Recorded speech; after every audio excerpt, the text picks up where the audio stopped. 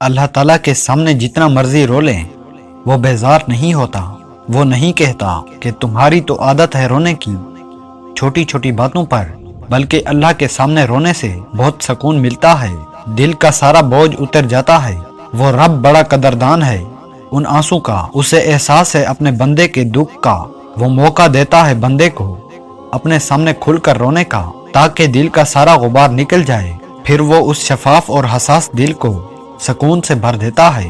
اللہ سے اتنا رشتہ مضبوط بناؤ کہ جس روز تم اللہ کو آواز نہ لگاؤ اس روز اللہ فرشتوں سے کہے کہ میرے بندے کی آج آواز نہیں آئی، پتہ کرو اس کا اور میری مدد اس تک لے جاؤ، میرا رحم اس تک لے جاؤ تاکہ مجھے اس کی آواز آئے اور وہ مجھ سے کہے یا اللہ میں ٹھیک ہوں۔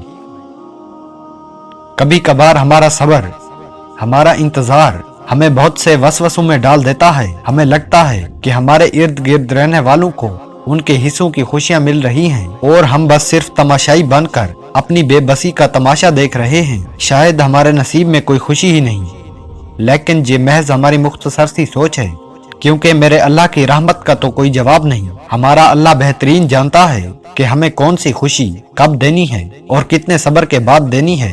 ہم اکثر اپنے اللہ سے پھول مانگ رہے ہوتے ہیں اور وہ ہمیں نہیں دیتا، کیونکہ وہ جانتا ہے یہ پھول ہمارے لیے بہت نقصان دہ ہیں، اور پھر وقت آنے پر وہ ہمیں پھولوں کا گلدستہ عطا کر دیتا ہے۔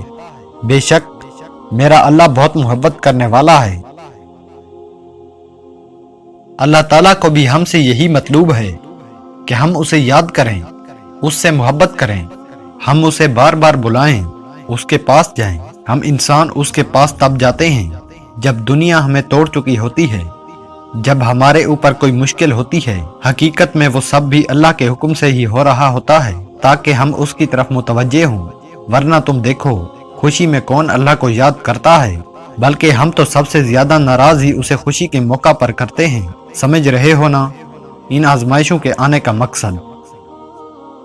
اکثر ہم دیکھتے ہیں کہ ہمارے سامنے والوں کی دعائیں قبول ہو رہی ہیں، ان پہ یہ عنایتیں کی جا رہی ہیں اور ہمیں ایک جواب تک نہیں مل رہا۔ مایوسی ہوتی ہے نا کہ ہم بھی تو اتنی ہی دعائیں مانگ رہے ہیں، دل میں طرح طرح کے خیال آتے ہیں کہ شاید اللہ تعالیٰ کو ہم سے محبت ہی نہیں، اللہ تعالیٰ ہمیں دنیا میں نہیں چاہ رہے، یا شاید ہماری دعائیں ہی نہیں پہنچ رہی۔ ہم کہانی کا ایک رخ دے کر ہی مایوس ہو جاتے ہیں، مگر ہمیں یہ پتہ نہیں ہوتا کہ جس کی دعاؤں کی قبولیت پر ہم شک کر رہے ہیں اس نے پتہ نہیں کتنی دیر اس لمحے کا انتظار کیا ہے، اس پر کس کس طرح کی آزمائشیں آئی ہوں گی۔